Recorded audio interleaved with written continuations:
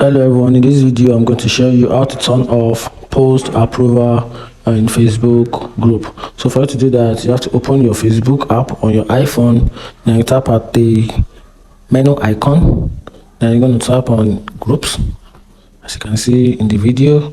Then you come up here and tap on your group. Once you tap on it, you can see the numbers of groups you have created on your Facebook, but in this video I only have one group. Under my manage, I'm going to tap on the group. Once I tap on the group, then I'm going to tap on manage.